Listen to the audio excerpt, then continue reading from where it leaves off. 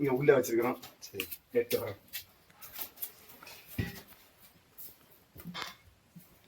இப்போ இதுல நெல் சேகரிச்சு வச்சிருக்கீங்களா? இதை பார்க்கலாம். மேல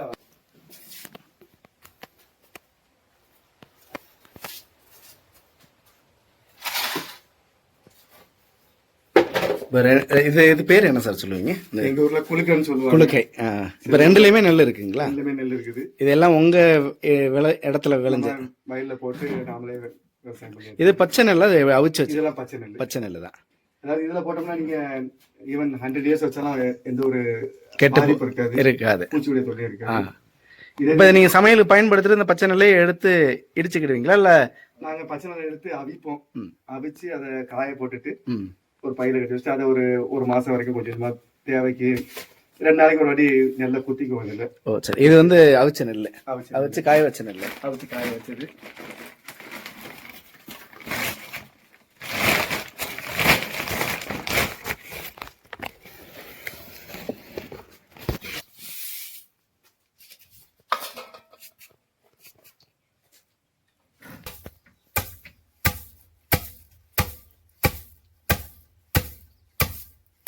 இது என்ன ரகம் நெல்லுங்க சார்? இது அம்பை 16. அம்பை 16.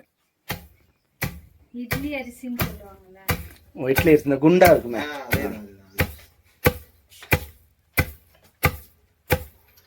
இதுக்கு முன்னாடி பூங்காருன்னு போட்டிருந்தோம், ரெட் ரைஸ். அப்புறம் அந்த விதை முடிஞ்சிருச்சு. அதுக்கு முன்னாடி கிச்சிலி சம்பா போட்டிருந்தோம். அது கொஞ்சம் 1.5 மாசம் அதிகமா வரும். அப்படி ஒவ்வொன்றா ட்ரை பண்ணிட்டு இருக்கோம்.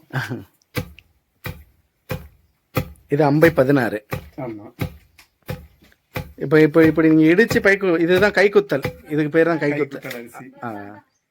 இப்போ இதே இது மில்ல பாத்தீங்க அப்படின்னா ஷெல்லர்னு ஒரு மிஷின் இருக்கும். அதுல வெறும் இந்த அவுட்டர் ஷெல் தோலை மாத்திரம் நீக்கி கொடுப்பாங்க. இப்போ இதுல இருக்க சத்து அதுலயும் இருக்கும். முழுசும் பட்டை தீட்ட மாட்டாங்க. பட்டை தீட்டாது. தீட்டினதுக்கு அப்புறம் சாப்பிட்றதுல நமக்கு பிரயோஜனம் கிடையாது. இப்போ உங்க வீட்டோட இந்த சாப்பாடு முறையில இது போல கைக்குத்தல் தான் வாடிக்கையா? வழக்கமா நம்ம வீட்டுல பொங்கலாம் இப்படி குத்தி தான் பொங்கல்.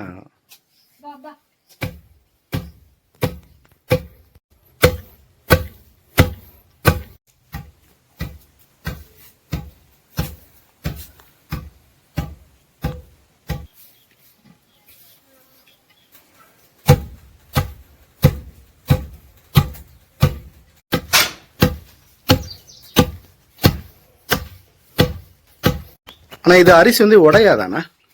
கொஞ்சம் நொறுங்கும். ஏன்னா கல்லை வச்சு குத்தும் போது நொறுங்கும். அது ஒன்றும் பிரச்சனை கிடையாது. இதை நல்லா கொலிக்கிறவங்க என்ன பண்ணுவாங்கன்னா நொறுங்குன்னு தனியாக எடுத்து வச்சுட்டு பொங்கல், கஞ்சி அந்த மாதிரி யூஸ் பண்ணிக்குவாங்க. மற்றபடி முழுசு எடுத்து ரைஸ்க்கு யூஸ் பண்ணிக்குவாங்க. இப்போ நீங்க வந்து வெளியே இருந்து இந்த வெள்ளை அரிசி, பட்டை தீட்டின அரிசி, இந்த சாக்கு பையில விற்பாங்களே, அப்படி வாங்குறது கிடையாது. நாங்க இங்க விவசாயம் செய்ய ஆரம்பிச்சதுல இருந்து வாங்கல ஒரு 7 வருஷம். அதுக்கு முன்னாடி என்ன பண்ணோம்னா கைக்குத்தல் அரிசின்னு கடையில கிடைக்கும். அது பெங்களூர்ல இருக்கும்போது அங்க கடையில வாங்கிட்டு இருந்தோம். வீக்கப்புறத்துலயும் வாங்கிட்டு இருந்தோம். விவசாயம் செய்ய ஆரம்பிச்சதுல இருந்து ஸ்டாப் பண்ணிட்டோம். ஓ சரிங்கண்ணா.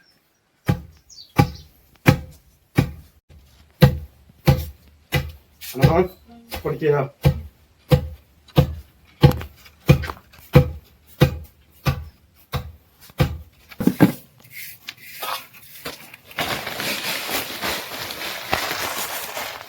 எங்களுக்கு ஒரு வரல குத்தினோம்னா ஒரு நாள் சமைக்கிறதுக்கு போதும். ஓ சரிங்க. ஸோ எக்ஸ்ட்ரா ஒரு 2-3 வரல குத்தி வச்சிட்டோம்னா ஒரு வாரத்துக்கு ஓட்டிக்கும்.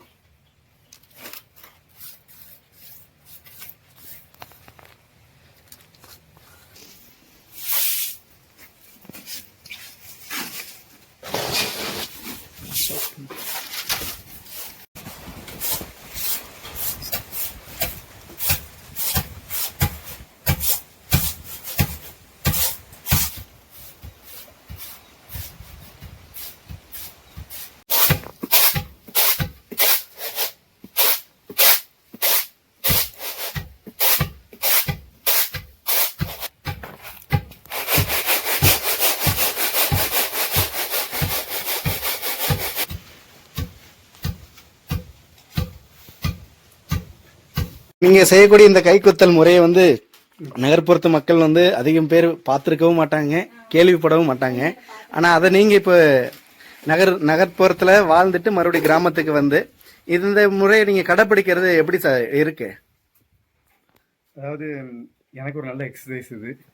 அப்புறம் இப்படி குத்திட்டு சாப்பிட்றப்ப சாப்பாடு நல்லா மனநிறைவாக சாப்பிட முடியுது, மன நிறைவா இருக்கும். அடுத்தபடியாக என்னென்னா இந்த பையில் வாங்கி சாப்பிட்ற அரிசி பொறுத்த வரைக்கும் தீட்டப்பட்டதுனால ஒரு சக்கையை தான் சாப்பிட்றோம் நம்ம. இப்போ கையில் குத்தும் போது இதில் பார்த்தீங்கன்னா அந்த வைட்டமின் பி அப்படி சொல்லிட்டு அதில் உள்ள அந்த நுண் சத்துக்கள் எல்லாம் இது அப்படியே இருக்கும். இன்னும் அது இல்லாமல் நார் சத்து, இந்த ஃபைபர், அதுவும் அதில் அப்படியே இருக்கும். இது ரெண்டுமே நம்மளுக்கு ரொம்ப ரொம்ப அவசியம். நிறைய நோய்களுக்கு காரணம் இது நம்மளுக்கு விடுபட்டது தான். அதாவது சுகராக இருக்கட்டும், இருதய நோயாக இருக்கட்டும், இன்னும் கேன்சர், புற்றுநோயாக இருக்கட்டும், இதுக்கெல்லாம் மூல காரணம் என்னன்னு கேட்டிங்கன்னா இந்த நார் சத்து இல்லாதது, வைட்டமின் பி சத்து இல்லாதது. இதெல்லாம் எங்கே தொலைச்சிட்டோம் அப்படின்னா நம்ம உணவு பழக்கத்தையே தொலைச்சிட்டோம். இதை மீண்டும் நம்ம கண்டுபிடிச்சி எடுத்துட்டோம் அப்படின்னா திரும்ப நம்ம என்ன பண்ணோம்னா நம்ம பணத்தையும் நம்முடைய பிரயாசத்தையும் கொண்டு போய் மருந்துக்கும் ஆஸ்பத்திரிக்கு செலவழிக்க வேண்டியதில்லை, மீண்டும் ஆரோக்கியமாக வாழ்ந்துடலாம்.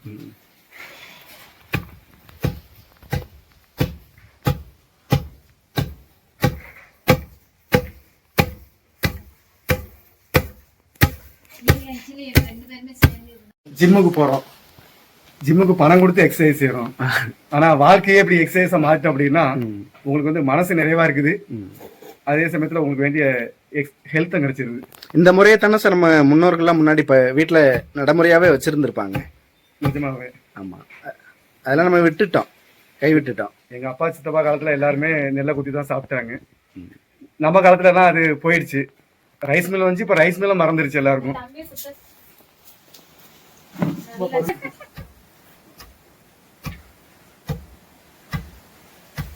நேற்று ஒரு ஊர்ல குத்துனோம் சார். சரி சரி. என்னதுன்னா எள்ளும் கருப்பட்டியும் போட்டு இடிச்சோம் ஒரு விளக்கையில. அந்த வரல வந்து கொஞ்சம் இந்த அளவுக்கு வட்டமா இல்லை. நாங்க இந்த வகை எல்லாருக்கும் பயன்படுத்திக்கிறோம். இட்லிக்கு மாவாட்டை பயன்படுத்திக்கிறோம். ஒரு மாவு ஆட்டிக்கிடுவீங்க. ஆமா, எள்ளு பொடி இடிக்கலாம் இதை யூஸ் பண்ணிக்கிறோம்.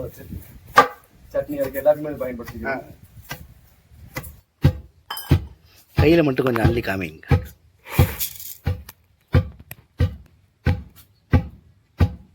இது வந்து சாப்பாட்டுக்கு நல்ல பருவ அரிசியா இருக்குங்க.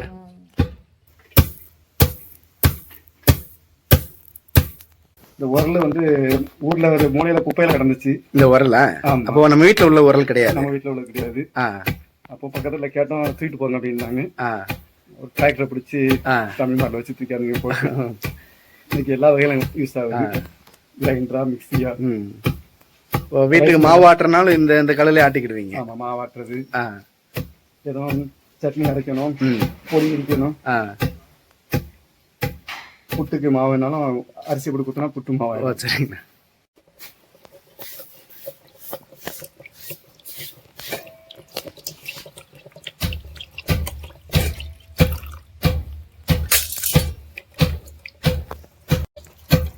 எங்களுக்கும் தெரியாது, இப்பதான் நிறுவனம்.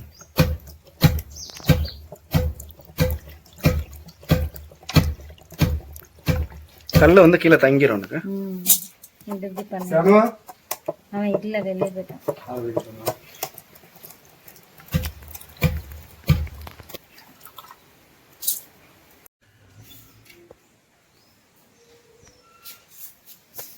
இது அம்பை 16 அரிசி, கை குத்தல் அரிசி. இது என்ன செஞ்சிருக்கீங்க? அவியலா? அவியல். என்னென்ன சேர்த்துருக்கீங்க? தேங்காய், ஜீரகம், காய். சரி. இதுல எண்ணெய் ஒரு சொட்டு கூட போடல. ஓ, எண்ணெய் சேர்க்காம செஞ்ச சமையல். ஆமா.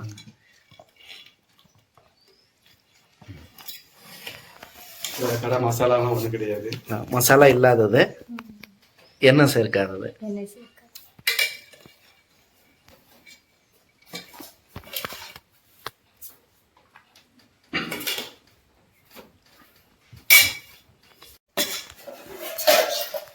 இது என்னதுங்க? இது வந்து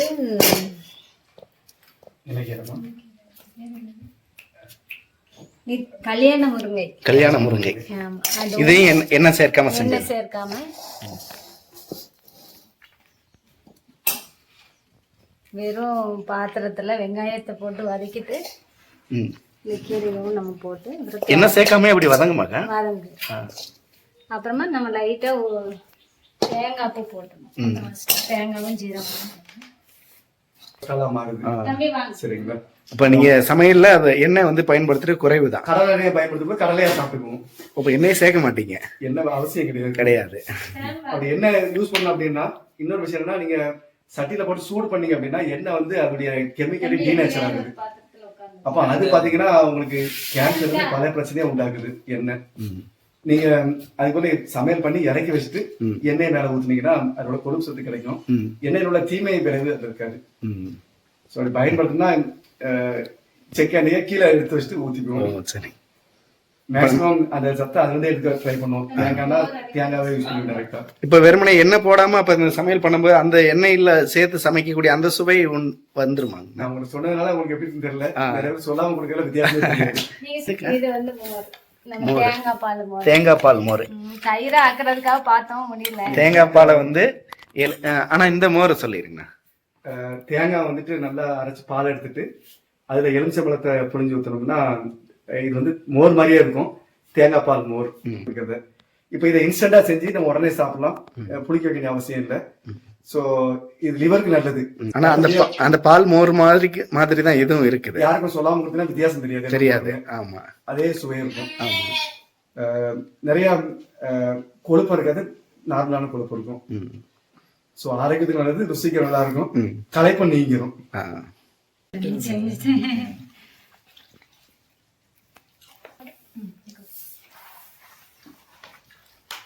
உங்களுக்கு தண்ணி